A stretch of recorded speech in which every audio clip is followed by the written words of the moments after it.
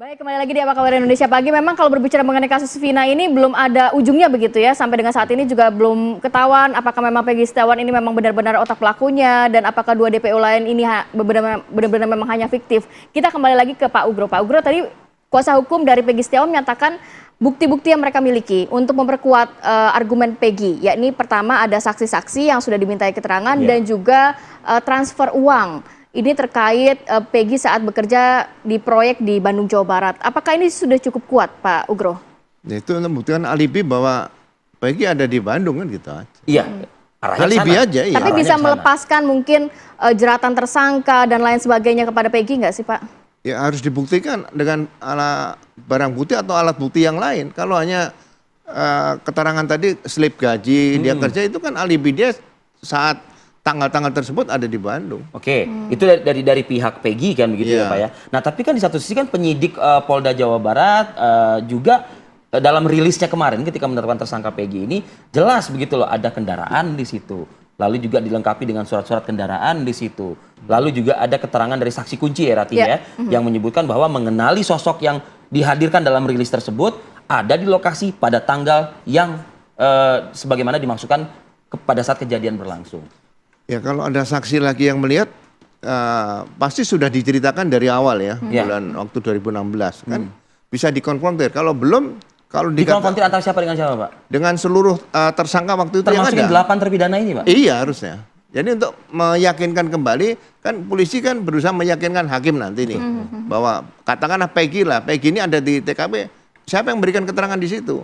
Nah, kemudian yang lain juga dikonfrontir aja. Kira-kira ada nggak di situ ya? Itu yang menguatkan di situ aja. Kalau memang mau mengharapkan pengakuan.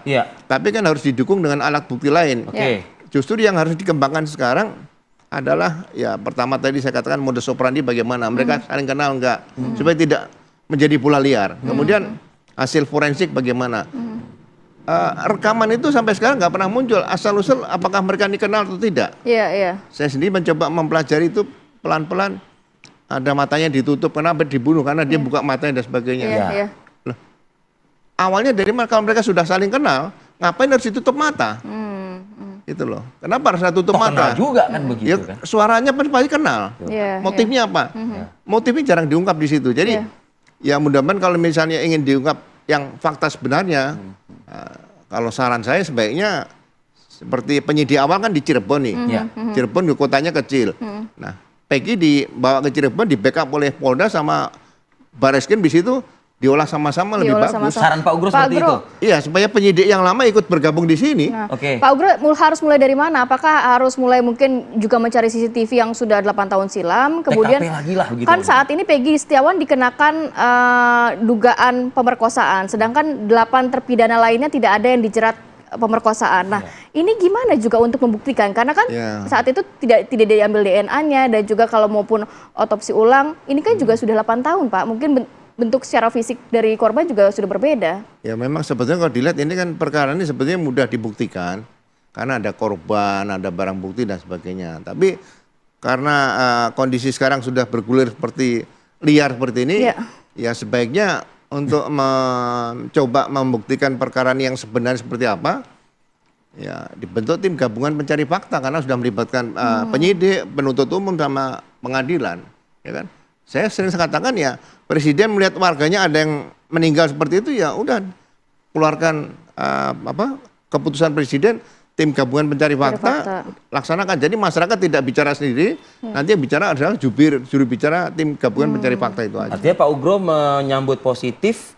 Pertama kalau saya sebut mungkin keinginan dari kuasa hukum almarhum Vina atau keluarga Vina yang juga menginginkan atensi presiden dalam kasus ini, termasuk juga keluarga dari Peggy juga yang menginginkan atensi presiden juga dalam hal ini. Iya, seharusnya kalau udah seperti ini ya presiden harus tanggung jawab setiap warga yang meninggal dunia dengan cara apapun, ditemukan dalam keadaan apapun, sakit, ya miskin aja diperhatikan. Kalau mati nggak diperhatikan kan konyol namanya seperti itu kan. Harusnya dijadikan perhatian nasional bahwa kasus ini bukan hanya ini sudah nasional saya rasa Pak, mungkin perhatian publik. Bukan salah Polri sendiri, bukan salah jaksa, bukan salah hakim, ada suatu proses yang kira-kira kurang tepat lah menurut saya gitu aja. Oke, tapi sekali lagi rekonstruksi yang akan dilakukan pekan ini oleh kepolisian, oleh penyidik itu disambut hal yang positif oleh Pak Ugro. Rekonstruksi kan alat bantu saja. Yang penting sekarang dibuktikan sesuai dengan alat bukti, sesuai atau tidak. Ada atau tidak lah buktinya kan itu kan seperti Iya, itu sekarang pertanyaannya. Peggy, kalau Peggy perkosaan di situ, berarti kan ditemukan cairan di tubuhnya korban. Nah, sekarang cairan ada di mana nih? Harusnya kan kedokteran yang otopsi juga jeli. Bukan hanya diterima saja ada luka yang diperiksa, kan seluruh tubuhnya dicek secara utuh.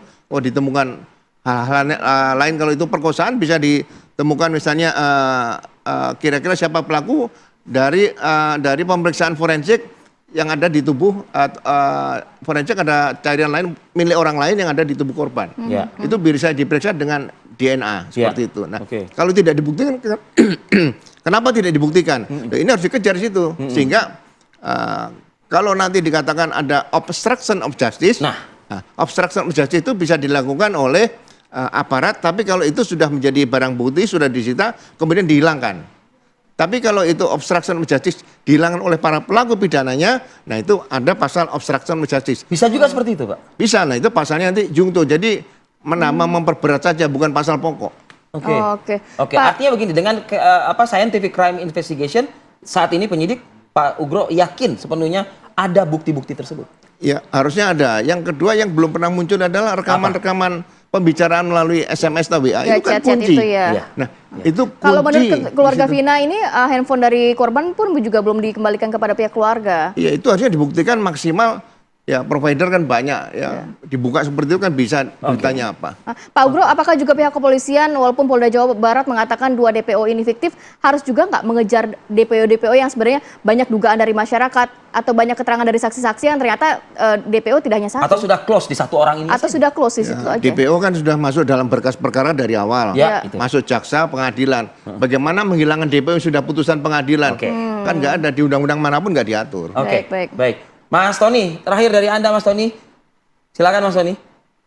Ya, saya sepakat tadi dengan Pak Ugro Seono bahwa penetapan tersangka Peggy Setiawan ini kan diumumkan oleh kepolisian ya, itu kan berdasarkan keterangan ya, AE ya. Kalau saya sebut adalah AF. Nah, AF ini memang sudah memberikan keterangan sejak tahun 2016. Hanya saja kalau saya baca putusan di pengadilan, dia tidak sebagai saksi, melainkan keterangan AF ini masuk dalam keterangan Rudiana, bapaknya korban Muhammad Rizky atau Eki. Jadi dalam ceritanya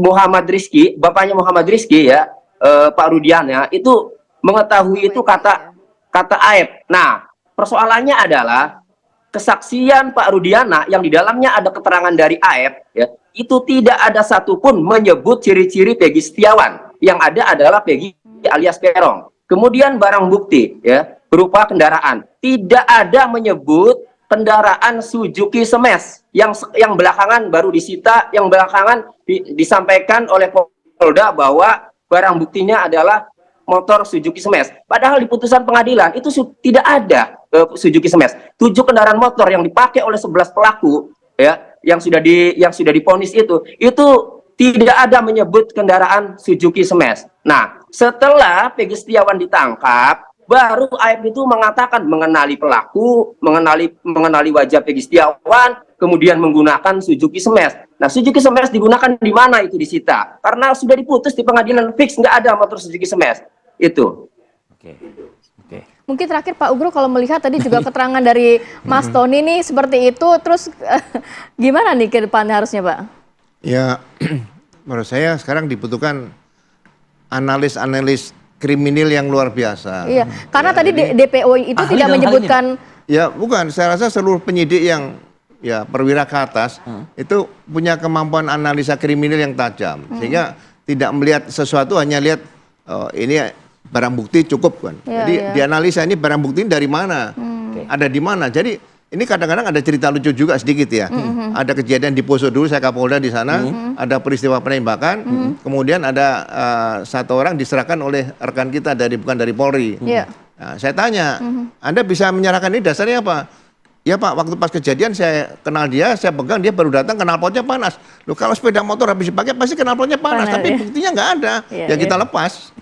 Iya, ya. Mungkin yang ini juga harus benar-benar diusut tuntas pastinya ya Iya, Pak ya. harus diusut tuntas, melalui penyidikan lapangan, kemudian scientific crime investigation, plus forensik. Ini yang menentukan di sini nanti. Ya, baik. Terima kasih banyak Pak Ugro dan juga Mas Tony Sama-sama, sudah Pak Ugro. berbagi Iya, informasi dan sama-sama. waktunya pada Mas Tony, pagi terima hari kasih ini. Mas Sehat Tony. selalu. Waktunya Mas Tony. Assalamualaikum.